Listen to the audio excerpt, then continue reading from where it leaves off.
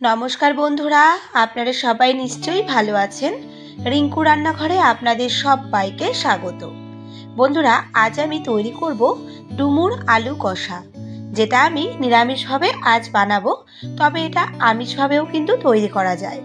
आपनारा जारा डुमुर काटा किंबा किभाबे रान्ना करते हय जानेन ना, तादेर जोन्नो आज आमी खूब सहजेई डुमुर काटा एबं रान्नार पद्धति देखाबो।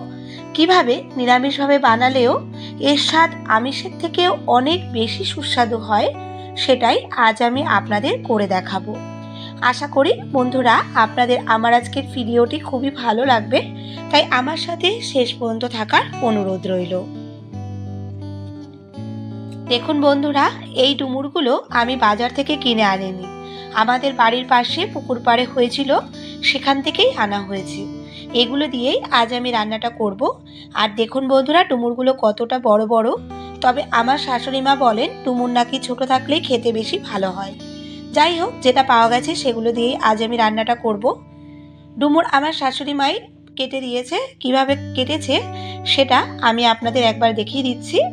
ডুমুরের চারপাশ থেকে অল্প অল্প করে কেটে নিয়েছি প্রথমে, যেহেতু ভেতরের দিকে বীজ থাকে তাই যাতে বীজগুলো না থাকে সেইভাবেই সাইড থেকে কেটে নিতে হবে।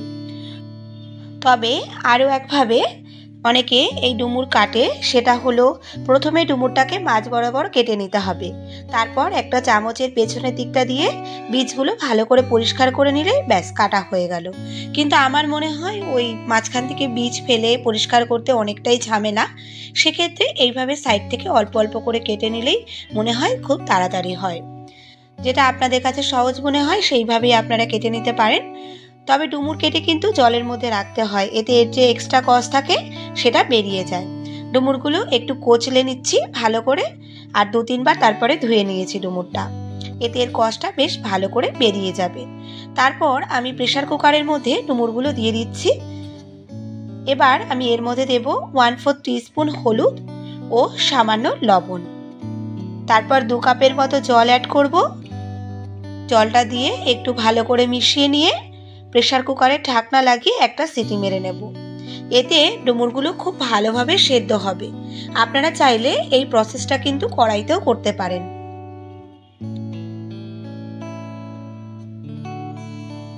একটা সিটি পড়ে গেছে, এখন গ্যাসটা অফ করে এটা ঠান্ডা হতে দেব। আর প্রেসারটা যতক্ষণ না নিজে থেকে রিলিজ হচ্ছে ততক্ষণ এটা খুলবো না। ডুমুর ঠান্ডা হতে হতে এখানে আমি 1 মুঠো চীনাবাদাম ও 2 চামচ চারমগজ সামান্য জল দিয়ে বেটে নেব। বাদাম বেটে নিয়ে এদিকে ডুমুরের জল ঝরিয়ে রেখেছিলাম, সেটা একটা বড় বোলের মধ্যে নিয়ে নিচ্ছি। তারপর একটু চেপে চেপে ডুমুরগুলো ভেঙে দিচ্ছি, এতে তরকারিটা বেশ মাখো মাখো হবে।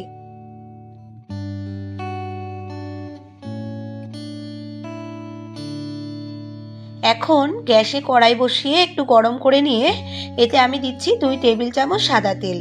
তবে রান্নাটা আপনারা কিন্তু সরষের তেলেও করতে পারেন। তেল গরম হলে সামান্য লবণ ছিটিয়ে তেল কড়াইয়ের চারিপাশে মাখিয়ে নিচ্ছি। বেশ ভালোভাবে তেলটা গরম হয়ে গেছে। এখন গ্যাসের ফ্লেমটা আমি একটু কমিয়ে রেখে তারপর এতে আগে থেকে ডুমো ডুমো করে কেটে রাখা 2টো মাঝারি সাইজের আলু ভেজে নিচ্ছি। একটু ছোট ছোট করে কেটেছি, এতে ডুমুরের মধ্যে যাতে মিশে যায় এবং তরকারিটা দেখতেও সুন্দর লাগে, সেই জন্য একটু ছোট ছোট করে কেটেছি। আলুগুলো 70% মতো ভেজে এখন আমি নামিয়ে রাখছি। তারপর ওই তেলেই ফোড়নে দিচ্ছি কয়েকটা গোটা গরম মশলা, দেব এখন 1/2 চামচ জিরে আর দিচ্ছি 2টো তেজপাতা। ফোড়ন এখন ভেজে নেব, আর ফোড়ন থেকে সুন্দর গন্ধ ছড়ানো পর্যন্ত অপেক্ষা করব। সুন্দর গন্ধ ছড়ালে এতে দিচ্ছি একটা বড় সাইজের টমেটো কুচি আর দেব 2 চামচ আদা বাটা। আদা বাটাটা দিয়ে আর একটু নাড়াচাড়া করে নিচ্ছি এবং আদার কাঁচা গন্ধটা চলে গেলে এতে দেব বেটে রাখা বাদাম।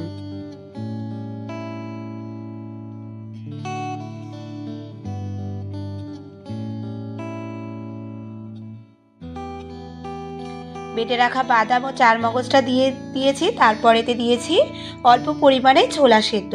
আপনারা যদি নারকেল খেতে পছন্দ করেন সেক্ষেত্রে নারকেল কুচি ভেজেও এখানে দিতে পারেন, খেতে কিন্তু ভীষণই টেস্ট হয়। তারপর একটু মিশিয়ে নিয়ে এতে দিয়েছি বাদামের বাটি ধোয়া জল তারপর একে একে এতে দিচ্ছি হাফ চামচ হলুদ গুঁড়ো, হাফ চামচের একটু কম লঙ্কার গুঁড়ো, হাফ চামচের একটু কম কাশ্মীরি লঙ্কার গুঁড়ো, হাফ চামচ জিরে ও ধনে গুঁড়ো, সামান্য একটু চিনি দিচ্ছি। যেহেতু নিরামিষ রান্না তাই একটু মিষ্টি দিলে ভালো লাগে। আপনারা যদি না খেতে চান সেক্ষেত্রে এটা স্কিপও করতে পারেন। এখন মশলাগুলো ভালো করে মিশিয়ে হালকা আঁচে কষিয়ে নেব। বন্ধুরা, কেমন লাগছে আমার আজকের এই রেসিপি কমেন্ট করে কিন্তু অবশ্যই জানাবেন।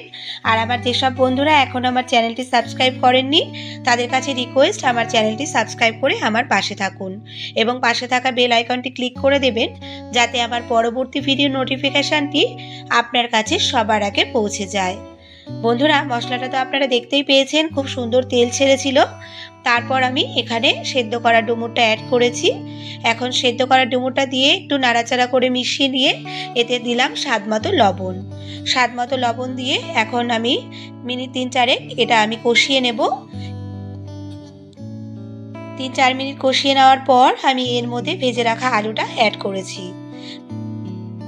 ভেজে রাখা আলু দিয়ে 2-4 বার নাড়াচাড়া করে নিচ্ছি।